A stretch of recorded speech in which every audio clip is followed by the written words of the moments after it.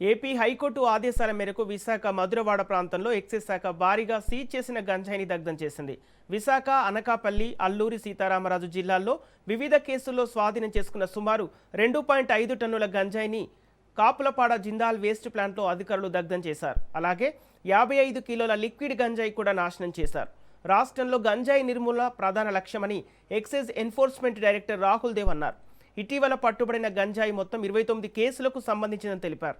మొత్తం సీజ్ చేసిన డ్రగ్స్ విలువ సుమారు 1.75 కోట్ల రూపాయలు ఉంటుందని అధికారులు అంచనా వేశారు.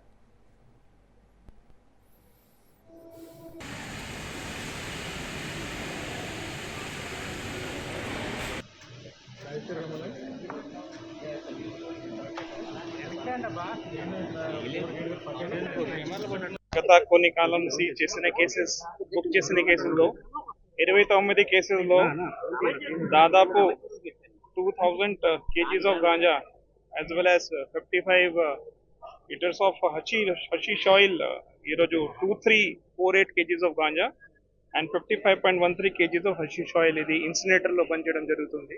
ఇక్కడ జీవీఎంసీ ప్లాంట్ లోనే మేము ఇంత గాంజా ఇక్కడ పెట్టేశాము. దీని తర్వాత దీనికి తీసుకొని యాజ్ పర్ నార్మ్స్ ఇన్సినేటర్ లో పనిచేయడం జరుగుతుంది.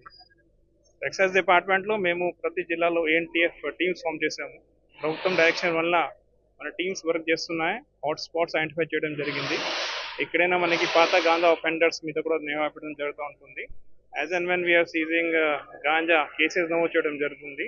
ఆ సీజ్డ్ గాంజాకి పద్ధతి ప్రకారంగా డ్రగ్ డిస్పోజల్ కమిటీ టీడీసీ జిల్లా వారీగా ఉంది, డిప్యూటీ కమిషనర్ దీనికి హెడ్ ఉంటారు. వాళ్ళే చెక్ చేసుకొని వెయింగ్ చెక్ చేసుకొని శాంపుల్ తీసుకొని శాంపుల్ మళ్ళా ల్యాబ్కి పంపించి అంతా